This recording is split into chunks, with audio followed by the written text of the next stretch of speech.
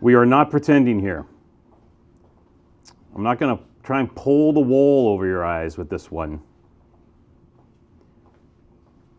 This is big wine. Capital B, capital I, capital G. Big wine.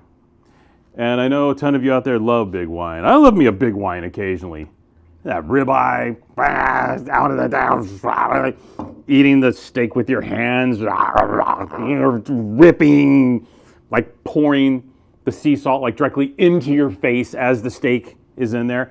This is that wine. Or maybe in raw, just like basically just find a cow in the middle of the meadow and just jump in. You know what I mean? You've all done it before, eating cows raw in the meadow. All the time.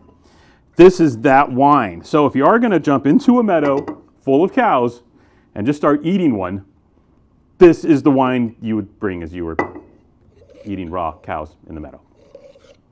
Does that make it clear? I think it makes it perfectly clear. I think it's really concise. And we've told the story before. The Ordoñez family, Jorge Ordoñez, along with his son Victor, and all the team, the whole Ordoñez family, is behind these incredible wines. This is Vatan, and Vatan is kind of a super informed Toro red wine, if you will. Now, I don't think you guys, Toro hasn't caught on yet. And to me, for the life of me, it totally should. It's easy to say Toro. It's Tempranillo, super easy.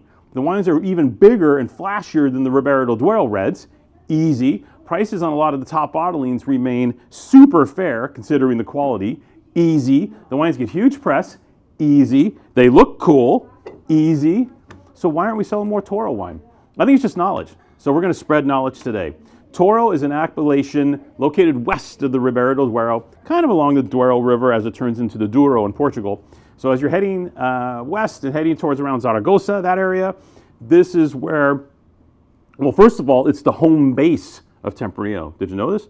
The oldest Tempranillo clones come from Toro, actually, and then work their way east into the Ribera del Duero and then further east and north into Rioja. So this is the ground zero for Tempranillo, for the true Tempranillo. Okay, this is it, and this is literally a hot spot. We are on the Meseta, so there is some elevation, but we have like sandy, beachy soils, mineral-rich, nutrient-poor. These huge, old, kick-ass vines, you'll see the pictures in the offer, that are just dropped into these soils. They're amazing. And the vines here are really happy. There's no phylloxera, there's no disease pressure. So we have a ton of 90, 100-year-old material here. And these vines naturally, in these warmer, richer conditions, produce powerful, full-throttle wines. They can't help not. I mean, this is what you get. And I really like the fact that Toro plays into this, that they're not trying to make Pinot Noir here with these vines, these grapes. These raw materials make for big wines, powerful wines, and amazing wines. Now the key with Toro then is you have the super old vine Tempranillo, you have this hot weather, no rain, and so what you want to do is put some type of elegance into the wine. And that elegance is done through work with the tannins. So the Ordoñez family does extensive work in the winery with tannin management. You know, picking dates are involved, the type of oak is involved, the type of maceration. All of this plays into delivering a powerful wine, but also a wine that delivers the goods from a complexity and elegance standpoint. The richness, intensity, I mean, look at that color. It's already there. The key is to put everything else in. And that's what the Ordoñez family is so good at doing, especially in great vintages like 21. 21 is a rock star vintage, and the wines just manifest beautifully. Let's see what we got here. That ultra deep, yet high-tone black cherry, fading into blackberry. Less cassis, so this isn't necessarily a Cabernet Sauvignon, right? This isn't, I mean, Tempranillo is like the Cabernet Sauvignon of Spain, but this wine doesn't manifest like Cab. This is more like black cherry, blackberry. Little licorice here. That licorice character from the Tempranillo is really strong. Wow.